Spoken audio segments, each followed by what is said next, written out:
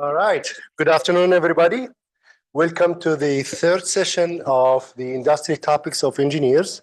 Today is a special day for me. Today I get to introduce a colleague, a mentor, and a role model.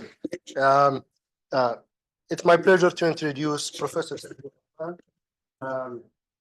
Dr. Rahman is the founding director of the Advanced Research Institute at Virginia Tech, where he is a Georgia Lorraine professor of computer engineering. He also directs the Center for Energy and the Global Environment. He's a life fellow of the IEEE and an IEEE Millennium Medal winner. He was the 2023 IEEE president and PO, and was the president of the IEEE Power and Energy Society for 2018, 2019. He is the founding editor-in-chief of the IEEE Electrification magazine and the IEEE Transactions on Sustainable Energy. This is not a short summary of very long list of achievements that I'll take the whole hour if I continue speaking about them. So without further ado, it's my pleasure to introduce you, Dr. Rahman. Thank you very much. Thank you. Well, I'm local. They did not pay my airfare. They did not give me lunch today. No hotels for me. It's a cheap guest. Anyway, I'm very happy to be here. There's a background, as you said, I'm a tech PhD, 1978, before most of you are born. And I came to Blacksburg from New York in 1975. At that time, Blacksburg was 6 p.m., everything goes down. They said they will wrap up the sidewalks. Maybe even today also. I had to go to Rome to go to a good restaurant from Blacksburg. They only have McDonald's and Burger King, nothing, no restaurant, zero. So that's how we grew up. I was a student. My son, who is here, Rashek, was born in Blacksburg. So that's the connection to Blacksburg. So I came here. If you go to Blacksburg, you just be there and retire from there, typical. Typical. I was about going to that route, but something happened in my life. 96, US government called and made me a program director in National Science Foundation. That made me come here. I did in 96. And I was supposed to go back after 2 years, never did. Because in 98, when I finished NSF work, the university started a new institute, ARI. I'm the director of ARI right now. Because why? At the time, there was no George Mason engineering, no GW engineering in Virginia. We had telecom companies coming to Virginia, found no higher ed PhD level work going on in this part of the state. So they told the tech president at the time, Carl Torgerson, to build something here full time.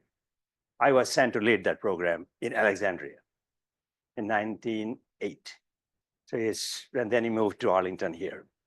So we started the PhD program I did in year 2000 in Northern Virginia.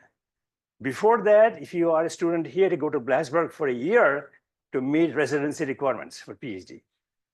I made Arlington, Alexandria as a campus extension. You could work here, not have to go back for a 1-year residency in Blacksburg. There's a lot of history here.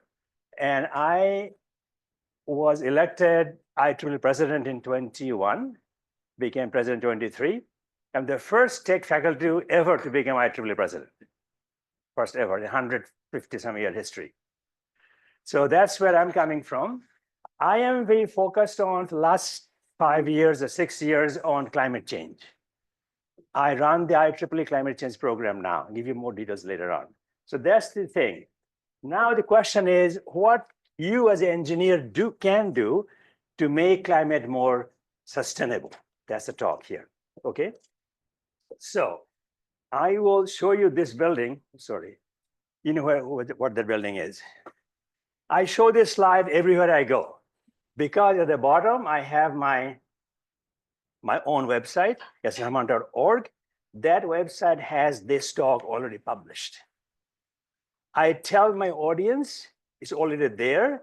If you want to open your notebook or your iPad, you'll see it. I tell people, do not bother taking pictures. You have it. So look at me and think what's going on. I make sure always you have this slide deck available. If you go there now, every talk I gave last 3 years is listed. You know where I go, when I go, what I talk about. It's all open source. All open source. If you go there now, you'll see this page on the presentation slide deck. And this is the talk I'm giving you right now. So if you did not pick up the abstract from Kathleen's email, it's right here. So question is this. We want resilient climate. Why is that a challenge? This is the question. Because we're getting too much carbonization because of the CO2 globally. So then the question is, what is carbonization? Well, look at this picture. Data goes back to 800,000 years back, 800,000 years back of the North Pole air sample. How do you know there's no computer that far back? What was the CO2 concentration in the air in North Pole area? Why North Pole? There's no car, no noise, no CO2, no coal mining, nothing. It's just clean, pristine area. So they take air sample there to see what is the reference CO2 level that far back. How do we do it? It's not that difficult to figure out. You know, what is snow? Snow, because it's moisture in the air, cold temperature, it becomes snow. Snow falls on the ground. Over time, snow builds up and becomes ice. So we know how many years it takes for 1 centimeter of snow to build up, become ice, that is. Based on that, they drill a hole in the ice sheet. I don't know, 5 meter, 10 meter, whatever that takes. They know 10 meter below the ice here now is snow that became ice 800,000 years ago. They pick up a cube of ice that far depth. That ice cube has what? Water, right? Ice is frozen water. Where does the water come from? Moisture.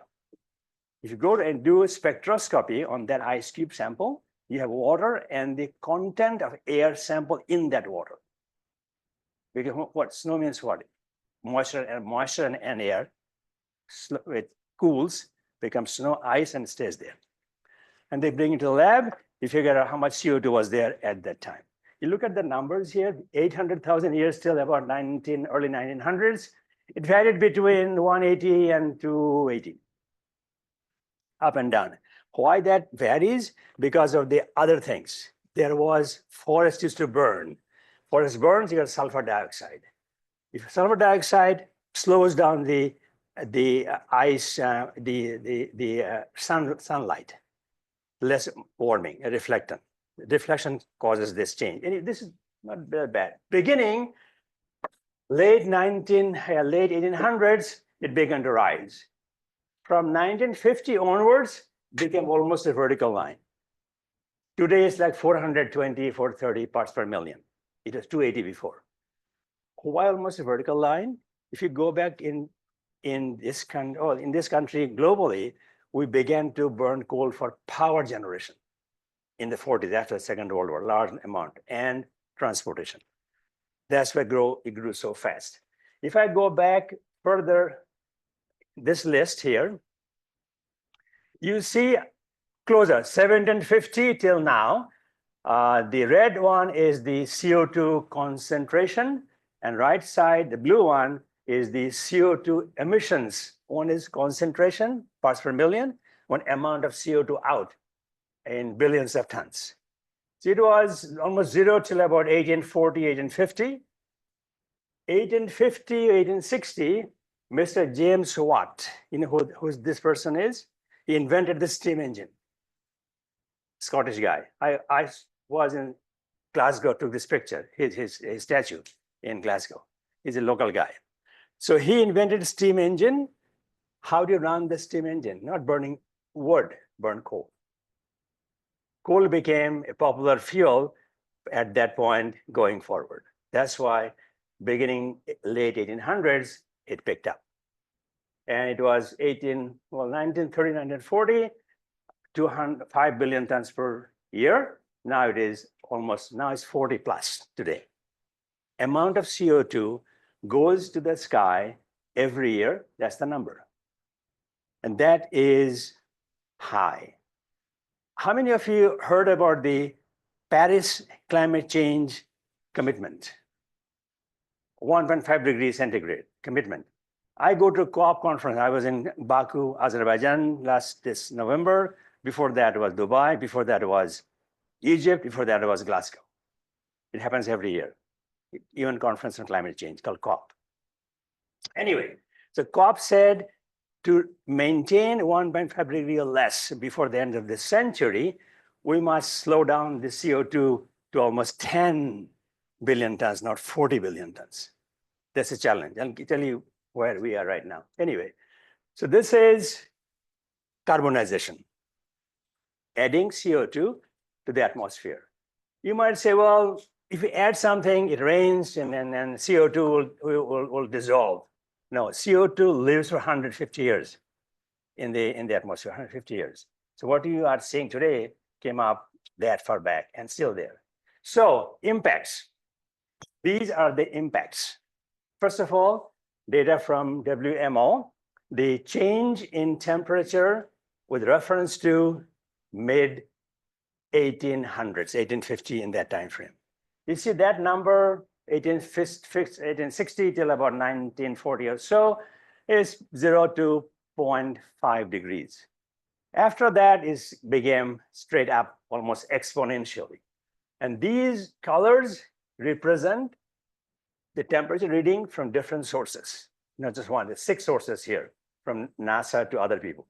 So right now, we have seen in 24, the 1.5 degree number that we talked about has been reached.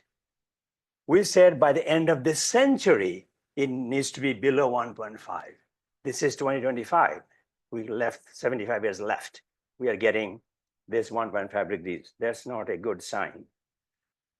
So if you look at this number, the warmest year on Earth, this shows, if you look at the bottom, 24 global average temperature was 1.747 degree warmer than average of 1850, 900.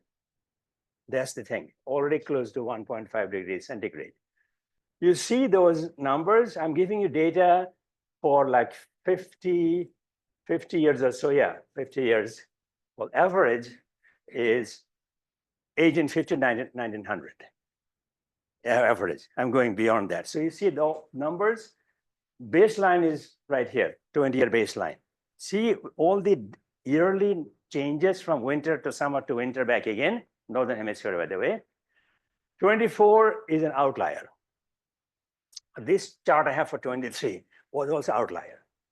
That means this is impacting the global temperature significantly going forward. So if I look at other gases, CO2 is not the only greenhouse gas. There's 6 of them. 3 major ones, CO2, methane, and nitrous oxide. Others are chlorofluorocarbons, which are causing the ozone layer problem. So these 3 are the major ones. If I look at the data for CO2 concentration in the atmosphere in 2023 on the left, 420 plus minus 0.1, which is 151% of the 1750 number. That means between 750 and 2023, I had a 51% increase. 51%, it's a big number. And for methane, it's much higher, 265%. What's the main source of methane? Cows. Cows. New Zealand has more cows than people. Big deal for them. They have to control. It's not easy to control. So cows and also burning gas, methane, natural gas, CH4, methane, little methane. There's more gas usage, more gas leakage is the cause of the highest methane concentration. Nitrous oxide is also from burning gas. So it's even more, 336.9, 23, 25% more than number we have record for 1750. This is very interesting. Sea level rise and the ocean heat content. Ocean is a big heat reservoir. You know that. That is why we are very concerned about hurricanes, cyclones, because ocean temperature is rising faster than ground temperature today. We follow this. This left-hand side, ocean heat content. When you count, you have to know the depth. How far do you go? 0 to 2,000 meter depth. We measure the heat content. 60-23 numbers. Difference from 2005 to 2020 average difference. So minus 200. The unit here is at the bottom. Zeta joule. Zeta means 1 and 21 zeros. That's zeta. This is big number. This is going into 100 zeta joules in 2020. Ocean is warming much faster than the Earth. That's not a good thing. Why is it important? Why are the hurricanes more deadly now? Because ocean temperature makes ocean water become steam, moisture, right? Then the Earth is warmer. The air is filled with moisture. Dry air, it's a building, damage, dry air with moisture much heavier. There's a glasses break, building fall down. That's why if you look at the damage up to property in hurricanes now than 20 years ago, is much bigger now. That's one reason. Other reason is moisture is causing more rain, like North Carolina, that's last fall. Indoor, they never had the hurricane problem. People died because of flooding in the mountains of North Carolina. I'll give you more picture later on. This is the heat content. Right-hand side, global mean sea level change since 1993. In millimeters, so if you look at 2020, it's 110 millimeters, 11 centimeters, that's 4 inches. It's a lot big number, 4 inches. That will cause like New York City type areas, Maldives. Maldives is an island nation. Their average land elevation 2 meters from sea level, 2 meters. And they are facing all this. The problem is the countries or the land areas will get most impact are not causing this. Maldives has no coal to burn, 0 coal, but they're getting impacted. So that's another debate in UN, who is doing what and why is the world not addressing this more carefully. So this is another data, Arctic and Antarctic. Arctic means north, Antarctic means south, South Pole. Look at the number on the left-hand side. North Pole, Northern Hemisphere, is us. Summer in August, September, summer. For them, August is a winter. Let's look Arctic first. This is Arctic sea ice, amount of sea ice, square, as 1 million square kilometers, ice sheet. If you look at the winter time, I got what, about 30, 40 years average. All the lighter lines are each year. The black line is the average 91 to 2020, the black line. And the blue line is now 24. You see the ice sheet, we don't count winter time, we already frozen. So we count summertime. Our summer is so far below. It is now about what? 4.3 million square kilometers. It is 7th lowest in the historical record, 7th lowest. This is the ice sheet, amount of ice sheet, million square kilometers in the Arctic areas. For Antarctic, you look at, for their case, you can look at February, the winter, for summertime for them, and it's what, 2 million square kilometers. So that's the impact of ice melting. Ice melts, what happens? Ice melts in water. When ice is 90% below water level, 10% above, right? That's Titanic, but story. You don't see those very, very easily. So what that means, as the ice melts, is not only ice, then the water level goes up. So the water level going up is not just us here, it's the ice melting, causing everything to go up, rise up. That's the reason for our concern. So this is very important. Glacier mass loss is accelerating. You know what glaciers are? This is ice, and I have pictures from Switzerland. They're melting glaciers for our activities. If you look at 1950, it was cumulative mass change of reference glaciers is about 10. Now it is 20 million. Well, look at the unit. Cumulative mass change in meters per water equivalent or 1,000 kilogram per square meter. That means when a glacier melts, it'll give you 1,000 kilograms per square meter ice melting. Square meter is the space, right? The 1,000 kilograms of ice per square meter is melting. They have thousands of square meters, right? Glacier space. That means you had multiply that by 10,000, you can see how many thousand tons of or kilograms of ice is melting. Not just ocean issues, it's also source of water coming down and raising the glaciers. Okay, well, example, in 2022, I think, heavy flooding in Pakistan, 1,000 people died in Pakistan. Pakistan not known for flooding. What happened? Too much ice melted in the Himalayas. And all that water came down through Indus River in Pakistan, and they're not prepared for it. That's what happens if you're not focusing in the future. This is, again, summarizing what I've said already.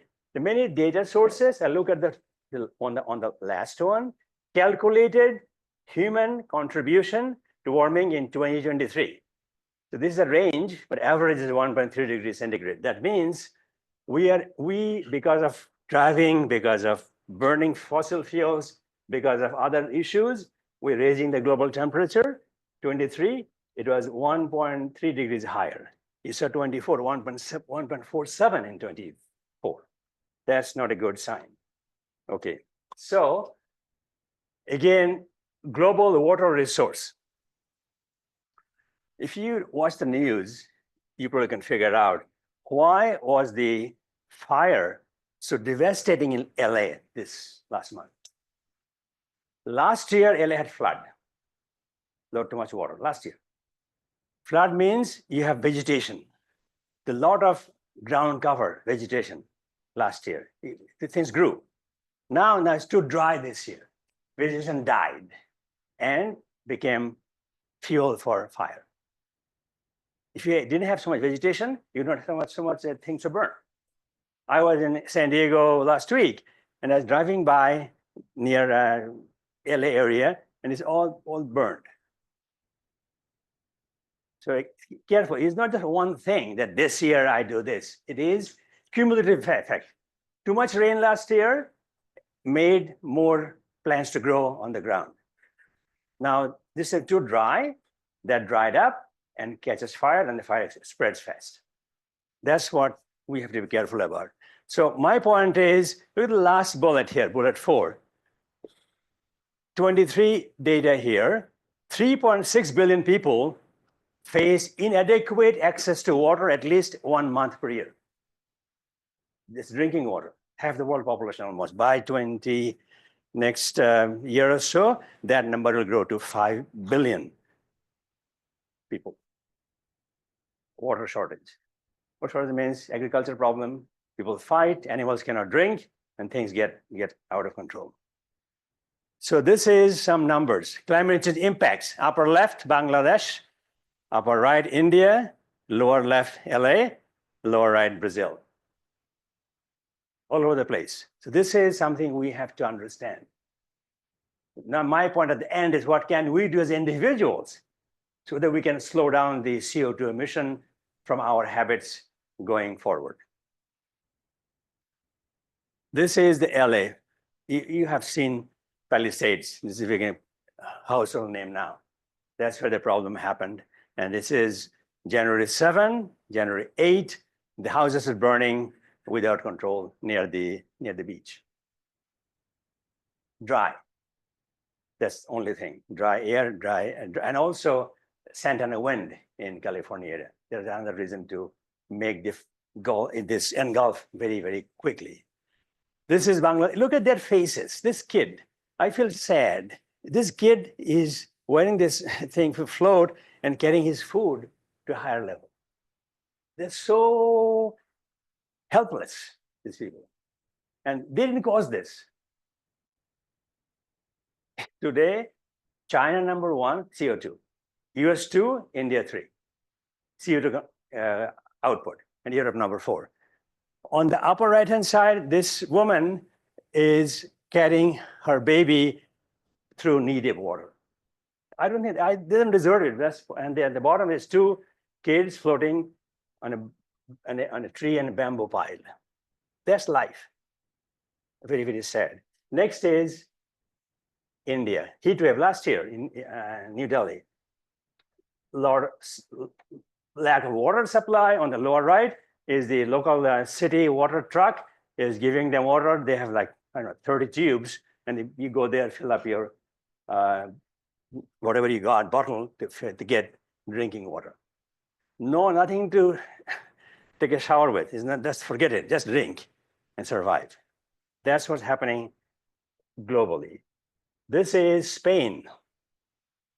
Spain not known for flooding. Look at the left-hand side. The cars are piled up one over the other. Right-hand side, look at this. People living. See the people in the balcony. They're looking at the cars down. They're standing like that. People living there. In their front street, it looks like this. Why? Too many cars got flooded, washed away, and then dumped here. And the water receded, left there. Libya, 3 years ago, similar case, a dam broke because of water pressure. And one village was wiped out. 10,000 people were washed to the Mediterranean in Libya. 10,000 people washed away.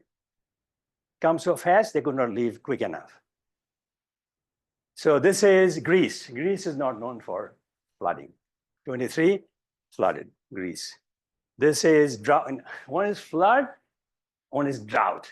Too much water, not enough water. This is on the upper left, Italy.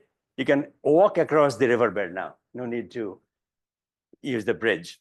On the right-hand side, Chongqing, China, August 22, similar things. If you follow the news item, year before, in Texas, near Austin, the river dried up. And they could see the footprints of mammoths a million years back, because this got uncovered. So this is not only Europe. This is interesting, just some numbers. France, Portugal, Germany, Greece, Spain, Italy. They are not known for forest fires. US is, Australia is, but not Portugal or Germany or Italy. It doesn't leave anybody aside. This is more interesting. Siberia is cold, ice, caught fire in 21 and 2020 because of the climate change. So this is my solution. This article was published in Spectrum, January 2023. It's my article. As a technologist, we have some solutions. I'm a power person. So electric power generation is responsible for 30% of CO2 power generation. Transportation, 38% or so. Rest are industry buildings. So one third, let's say. We, power sector, are putting 1/3 of CO2. So what can we do? I have a 6-point proposal. Use less electricity, more energy efficiency. This building is a LEED Gold building, and lighting is limited. In fact, I work late. By 6:30 or so, my room not enough light, because the light is assuming I'll be gone before sunset and the window light will be enough. Not the case, which is fine. I don't mind doing that. That's one. I'll give you an example in a minute. People say, well, why don't you shut down the coal plants? Coal plants you're going to shut down overnight. People depend on coal plants for their livelihood. Because if you have to use fossil fuel, coal, oil, gas, use more efficient plants so that you're using less coal for each kilowatt hour of electricity. Number three is hydrogen and storage. Solar and wind are not very practical unless you can store the excess power at night or for wind and afternoon in the case of solar. Promote more renewables. Promote means you have to do whatever you can, more renewables in your generation mix, power generation mix. Number five, I said, accept some nuclear. I didn't say promote, accept. Because nuclear is non-fossil, no CO2. But nuclear has a bad press, Fukushima, Chernobyl, 3 Mile Island. So we have new technologies now, I'll talk about that, which are not as dangerous as 1,000 megawatt Fukushima nuclear plant. And finally, promote cross-border power transfer. We're doing, like New York State buys power from Canada, hydropower, the line coming through New York City. By doing so, they have avoided building a coal plant. And Canada has enough excess hydropower, enough. To promote those exchanges between countries. France sells nuclear power to Italy and Greece. So they don't have to burn coal or oil. This is good. Those are 6 points. So quickly, this is my lab data down 5th floor. I have shown if you control the temperature setting, mainly air conditioning, normally it's what? 70, 69. When I go to India, more like 75. Europe, more like 74. Here it's like 68. I tell my friends why people in this country keep it low. Because people like to wear jacket in the summertime in the offices, especially lawyers. You go to Washington DC, walk around, people who wear jacket and tie are lawyers, 90%. That's their culture. So this has to change. Why? If I am raising to 75, that's what I did. I said 20% energy, 20%, with 5 degree temperature change. And you will not burn up in 75 degrees. You will not. You can wear a jacket and tie, but you don't have to. So that's one. And also, lighting is even more. I can control the light intensity, like right now in this room. I changed to 80% from 100% right now. You cannot tell the difference. If you don't believe it, come to my lab, I'll show it to you. My lab has data. You can just how 20% reduction does not cause any effect. Even go to even 50%, you still see what's going on, not read a book, but going on. I lived in Tokyo for a year. They're very disciplined. Lunchtime, 12 to 1, standard. When they go to lunch, all leave at 12. Turn lights off, leave. They come back at 12:35, 12:40. Come back, lights still off. They will go near a window to read a newspaper. No lights turned on. So it can be done. They're not a poor country. This issue of what you think you can do to save the earth. So these are the things. Also, occupant satisfaction. What happens nowadays in a big working space, hall area, or auditorium area, is some place too cold, some too hot. It's typical. We can do zone control, but not every place is equally heated or cooled. If you go to a conference, typically, you see in the morning when you go to the conference auditorium, it's too cold by design, because nobody is there, no body heat. But they keep it cold because when people come in, they will not feel hot. They cool to 68, 67. It slowly comes back up. So that's our cultural practice. That has to be looked at carefully. So if you look more carefully, and here I said, we cannot shut down all coal plants or gas plants overnight. We have to have a way to capture the CO2 from the power station and store it. Called carbon capture and storage system. It's happening today, very expensive, but it's possible. So I said, if you cannot stop it, store the CO2, number one. Then hydrogen and storage. Hydrogen depends how you make it. Blue hydrogen is made from natural gas. Natural gas CH4, you bombard with steam, breaks up, gives you water and carbon dioxide. In making hydrogen, you make CO2. That's not helping. But if you do electrolysis, break water into H2 and O, then there's no CO2 issue. But this is very expensive and not that efficient. You see hydrogen being moved around today, mostly done with called steam deformation. Bombard the methane with H2O, steam. So if you do electrolysis, it's fine. Then the issue of storage. Storage batteries are getting cheaper and bigger.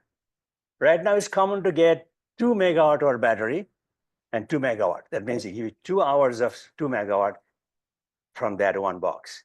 The 2 megawatt battery will take 40-foot container space, 40 foot long, 8 foot wide, 8 foot tall. Problem is, this is lithium-ion battery is fire prone. It can catch fire. In this country, if you use lithium battery for storage purposes, it must be outside the building 50 feet away. Why? If it catches fire, let it burn. You cannot stop the fire. You cannot stop it. Let it burn. So that's other risk of storage. So now the wind and solar. I was at a wind farm near Glasgow City. Glasgow City is fully covered with renewable energy. Wind of 70-80%, this is hydro, fully. That's Glasgow wind. Other thing is not every country has open space. This is Kenya, government building. Every building has rooftop solar, every building. That is providing 30% of electricity for the rooftop building. How many of you have been to the new innovation campus building? Very good. That building, 30% solar. Have you seen solar panels on the outside? That's an example. But it's not cheap, but we made a decision that we will be responsible to minimize carbon emissions in our new building. So that's the solar. Now the nuclear guys. How many nuclear people here? So figure out. This is the new nuclear, not the 1,000 megawatt water reactor, LWR or PWR. These are small modular reactors, more small, means 50, 60, 100, 200 megawatt each. Modular means you put one and add more as demand grows. Problem with the large nuclear, like we have North Carolina and Virginia, one has 1,200 megawatt or 100.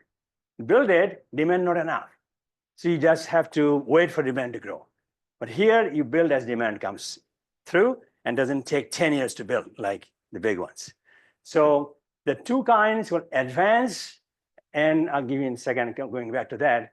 But if you look at the second bullet, ramping up the development of SMRs can help to produce energy when and where needed. You cannot put a nuclear plant in Arlington. You're not allowed. You can put one of those in Arlington because of the lower risk of damage or accidents. The example is this was one company, New Scale Power. They have this design, 50, 60 megawatt each, not 1,000 megawatt, and size 20 meters tall, 2.7 meter diameter, and weighs 590 tons, light water reactor. Why I give you that number, 560 tons? If you look at a 1,000 megawatt nuclear plant, the building that contains the building alone is 590 ton steel box inside which you put the nuclear reactor. So that's the difference.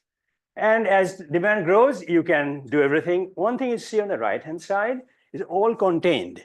Typically, a nuclear plant, you have nuclear fuel, nuclear reaction, got a hot water coming out, go to steam generator, and then gives you steam that goes to a steam turbine.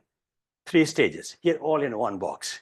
This has the cooler, the red lines, the water being heated up from the core and going out on the left-hand side to a steam generator. So the heat source, steam, all in from one box with a generator. So in fact, in this case, On the top is a generator. It's all contained. I said, dig a hole 20 meters deep, put the thing in there and seal it and forget about it. There's three terminals coming out for power. That's it. Other thing is because of 4.95% enrichment, you can let it run for 4 to 5 years without refueling. Typical 1,000 megawatt nuclear plant needs refuel every 18 months and shut down for like 5 to 6 weeks when it's a refueling job. Here, that's not the case. So this is a good opportunity. The many companies build these things and not building. They're designing these things, but I'm hoping things will come. I talked to your professor, Professor Ali Reza Hagiyat, when this is coming, wait another 5 years because of security safety issues. There were, and I also worried about, if one of those go too quickly and have an accident, then this is dead forever. I tell them, don't rush it. You don't kill this idea forever. Because when Fukushima happened, Germany said no nuclear and shut down. This thing happens in a really serious case. So the companies like NewScale, Kairos Power, they're taking it step by step. That's the 5-year time window we're talking about. So this is the other thing, my last one, cross-border energy or power transfer. Again, if you like Nepal has excess water, but they are not able to build dams because no customer for their electricity. Now they're selling electricity to India and through India to Bangladesh. This is good, cross-border power transfer. They're happening in, as I said, Canada and New York, France and Spain and Greece, and China is selling power to Vietnam, for example. US sells power to Baja California, which is Mexico, in this part of the world. It's happening. We need more of that. So this is you. Knowing this challenge, problem, what you can do to serve humanity. How many of you are IEEE members, student members? IEEE. It's pretty good. So this is our logo and our explain. What do you mean by IEEE? Advancing technology for humanity. That's technology for humanity. So what you can do to serve humanity, we are providing clean tech solutions for climate sustainability. Clean tech meaning less coal, less oil, less gas, more nuclear, hydro, wind, solar, storage, and the like. That's what we do. So how I give life to this slogan, this is the climate change program in IEEE. I lead this program in IEEE. This is the website for what is going on. Very simple, climate-change.iee.org. It's open. You can go there and look at it. So that's our activity. And this is the landing page. We have technical solutions, community, how to mitigate the carbon emissions. All the data information is available as you like to know more from that same website. So this is very interesting. We have a newsletter on that website. It is by request. If you want it, go to that website and the place on the top, sign up. You get the copy every month sent to your inbox about what we are doing globally, about EV storage, CO2 reduction, storage, all that. We have published 41 papers so far, 41 on that website related to climate change. It's our content. This is my, ecosystem for IEEE's climate sustainability work, what we do in IEEE. This is the paper I mentioned, it's in Spectrum 2023. We have, this is the website as I mentioned. We have, IEEE Explore, right? Explore is the library of electronic content. We have 5.5 million articles, 5.5 million. Out of that, 50,000 are climate change related. 50,000 articles in IEEE are climate change focused. So those are all listed here. You can go there. Standards Association, SA, they have now several standards on climate change topics. So this is very important that to show that we have content. I give you one example, how we deal with the public. I went to a medal ceremony in Edinburgh in 23, joint ceremony between IEEE and Royal Society of Edinburgh, RSE. I am the president. On their side was Princess Anne. She is the patron of Royal Society of Edinburgh. She comes in, protocol. We are told when she comes, do not offer your hand to shake her hand. Do not, unless she offers her hand first. So she came by, I was introduced, President of IEEE. She asked me, what is IEEE? Makes sense. He's not an engineer. I said, IEEE promotes clean tech solutions for climate sustainability. She got it. I didn't see we got 20 journals, we got so many papers, I didn't see all those. Just how we relate to humanity for our work. And see, my point is, learn that technique, because if you know what they're looking for, your answer is more relevant than you are repeating what you are used to talk about among your friends. So this is the end of it. So this is, again, I give you my website, saifurrahman.org. It has this slide deck and other material that I work on. So feel free to use them. It's all open. Okay, I'm done. Thank you very much. Thank you.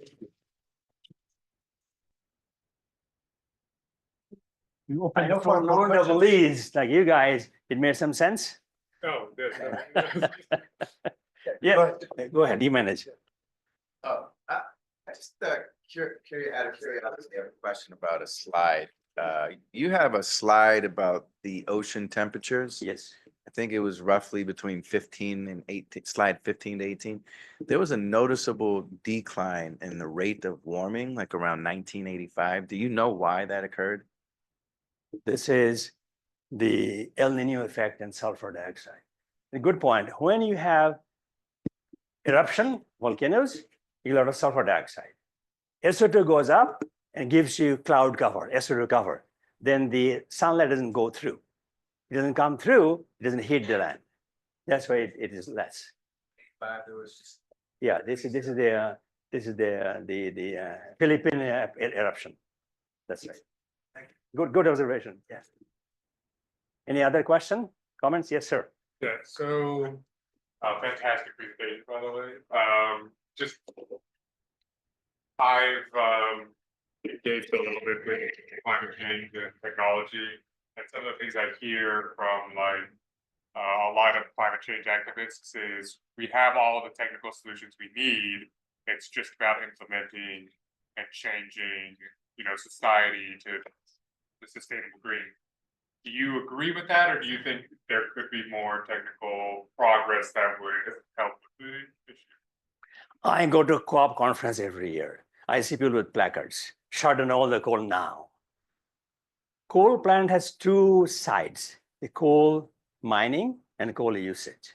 We are coal users, we don't mine. But most of the, West Virginia, close to here, has coal mines and power plant we call the mine mouth. So you don't move the coal too far. China, same thing. If you shut down the coal plant, mining is going on, has no use of the coal. You stop the mining.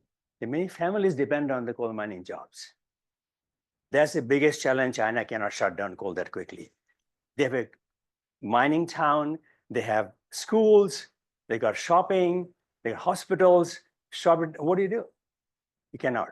That's why China said they hope by 2030, China will begin to reduce coal usage. Still growing today. So my answer to this question is be patient. Do things you can do, lighting control, air conditioning control. And if you like, when you go to Europe, hotel, restaurant could be 1 mile away. They don't even think of using a car. This option is not a car, it's a walk. They assume it. I gave a talk at TU Delft in Netherlands 3 years ago. The job was give the talk, then go to dinner, normal thing. So talk is done. Then the prof, my host, gave me a bicycle key. Literally, bike key. You ride with me. I said, it's windy. I said, I cannot ride in the wind. I'm not used to it. So they found a friend of theirs to take us to the restaurant, then we Ubered back to the hotel. So point is, this is standard practice. So please walk if you can. And walking doesn't take too much. So answer is yes. Takes time to build technology to solve it. And like you talk about carbon capture. Very expensive today. New technology coming to the picture 5 years from now is cheaper and more effective. So then coal is not as bad. I'm not a coal proponent person, but I'm realistic. And I give attention to human behavior, human life, and their job, their families, their options going forward. So those people who have the placard stop coal now, maybe lives in New York City and probably very wealthy, and they don't drive New York City, so they think we can do, all the world should look like us. It doesn't change. Thank you. Yes. I have one online. How do you suggest we, humanity, balance the enormous power demand for AI data centers with the need to decarbonize? You know, DeepSeek, that's the solution. If that is true, then they use 1/10 the energy for data center. I get this all the time. Virginia, you may not know this, though in Virginia, the world's largest data center concentration in the world. How they get? Because we have big pipelines for data, big pipelines.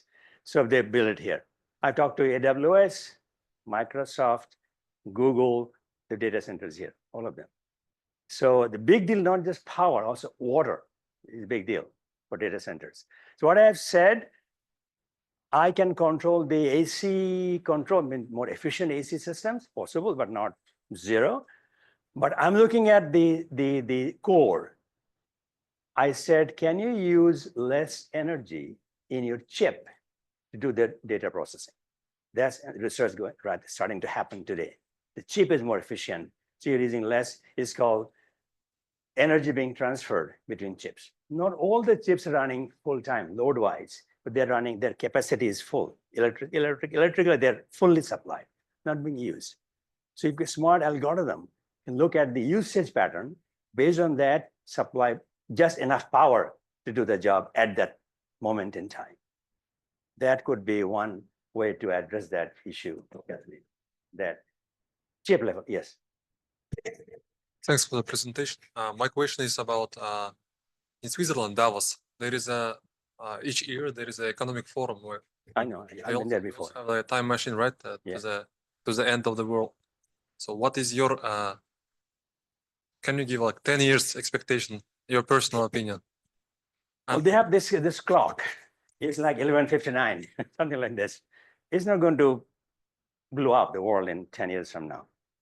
But the problem that I face, if you reach a point, you cannot come back from. That's why I'm going to slow down. I cannot stop it. I slow down the growth of CO2 by doing the 6-point things. Slow down. Why? If you slow down, time to build new technologies, deal with the extra carbon dioxide in the atmosphere. It takes time. And also technologies to like data centers, less energy per computation activity. What is your realistic? Do you think we'll be able to do it before? I mean, you said there is no, we're on the delay, right? So do you think there is a possibility? There is still a chance? Well, if I knew the answer, I'd raise man today. If I say this is going to happen, and people believe they'll buy stocks in other companies. Like NVIDIA stocks dropped by 20% that one day. So my point is be open. If DeepSeek is correct, then we don't have to worry about that much energy consumption per computation. We have floating point operation, all of those things. Talking about computation, to answer one question, what do you do? One more thing. You go to Google, ask a question, get an answer in 0.03 seconds, very quick. Same question, you go to ChatGPT, takes 10 times as much electricity, 10 times, it's measured 10 times. So my point is, if it's simple questions, don't go to ChatGPT, go to Google. Because if you don't have question well defined, ChatGPT can figure out what you want to ask. And also, if you've done ChatGPT, can say this step by step coming. It's not all one picture, right? It takes time to step by step. It's thinking what you're trying to say, and that takes energy, more computation going on. So answer is, as a person, do not just force it. If you have a very defined question, then you go there. If you are not sure, go to Google, get answer. I did that recently. In my life, I'm going to LA for a conference. No, I'm going to Long Beach for a conference near LA. So I looked at United, no direct flight to Long Beach. This is my conference is. So I said, I'll go to LA, but I don't know how far airport to that hotel in Long Beach. I went to Google. It came within 0.5 seconds, 29 miles. That's it. So now I can find a cheaper hotel. I can take a 30-minute Uber ride and save $500 by going to lower cost hotel by not staying at that location. So think about these things. You might say, well, you are using an Uber that takes oil, but the plane takes much more petroleum or kerosene for a second flight. So that's how you think. You say, well, you're thinking too much. Well, I have a brain. I'm not using them all the time when you're free. And doesn't cost energy to think, right? So there's a behavior issue that I said to people, to me, my currency is not dollar, currency is CO2. That's my currency. How I can use less CO2 for what I have to do by moving around, taking other options. Answer your question, hoping more people will begin to think like this, then if you reduce the demand, the cheapest way to meet the remaining need, cheapest way, rather than building a new plant to meet the extra demand. So that's why I'm more for efficiency than building more and more power stations. Yes. Since, let's say, the energy of the Biden administration to what might be happening now. Going forward. Hydrogen how do you think that we can, in the climate we're in, which is, we're drawing from Climate, Paris, yeah, climate change, yeah.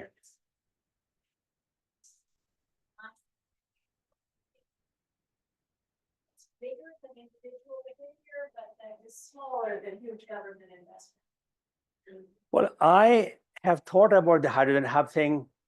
It became popular in early 24. I think too much money was thrown into this, too much money. I heard a talk in DC from a lawyer. She's a hydrogen hub promoter. Lawyer, and no idea about engineering, no idea. The way she's talking, I call it, it's a Google University. You learn from Google and then give the talk. It's not making any sense because it's so much money being put in. The hubs, they don't know who will use that hydrogen. No idea. You make it, then so what? If you don't know your customer, why you make it? So there's no market survey, so to speak. So I think I'm not very unhappy with the hydrogen hub thing being slowed down financially. I'm okay with that. Question is, what will happen to projects already ongoing, dependent on some federal money? I'm not going to talk politics, but most of the states like Texas, North Carolina, and the like, Wyoming, got money from this thing, and all red states, all of them. So they will tell their senator, congressman, don't stop the money and I'll be out of job. So for that reason, things will be moderated, I'm hoping, to do that going forward. So that's my expectation. But, well, I could be wrong, but one other thing. Dominion Energy, our power company here, is building 3,000 megawatt wind farm in the ocean outside Virginia Beach, under construction. 4 or 5 already operating. CEO was asked that question after Mr. Trump became president, that question. With this situation, new government is anti, quote unquote, renewable, what is your plan? CEO said, I'm going to change my plan. I'm go ahead and do the wind. Doesn't matter what our government says. The business has to survive more than 4 years. They have to think long term by definition. Glad the CEO thought that way. We started this project, some calculation, we reduce our carbon emission, we don't do change. One final answer. I was in Baku, Azerbaijan for some talk at the UN conference. I stood up to talk about a few days after election, November 17th or so. Question, with Mr. Trump in power, what do you think US will do? US will stop carbon control, their expectation, which is probably happening to some extent. They said, what should we do from India, China, Brazil, and the like? I said, here you go. You started something good, do not follow US lead and pull back. If you do, It costs you more money to restart 5 years from now. US is rich, they can make a mistake and cover up later on. You're not that rich, India. You don't make a mistake. So do what you have started so that you are ahead of the game. US come to you 5 years from, can you tell us how you managed it? So point is, don't change your carbon emission targets because US is pulling out. Do your job, move on. At least you're morally right. I'm doing the right thing. Anything on the online? No? Okay, any other questions? If not, thank you. Yes, sorry. Last question on, so IEEE is known for standard, right? Okay. Wi-Fi is an IEEE standard, for example. What is the role of standards in kind of addressing future climate? Because there's so many you mentioned many of the technologies before that we could talk about. How can standards help move this forward? Yeah, IEEE has now 7 standards operating on climate change topics. Like how do you reduce CO2 emissions in power stations? If you standards, that means India can look at that and take plans. That means this is a accepted way of doing things. Something on transmission line, something on substation design, all of those. So we are working on that, but it takes much more than that to do that. Standards, sorry, my ecosystem, 1 page on standards to do this. So this is important. Thank you. All right, thank you very much. Thank you.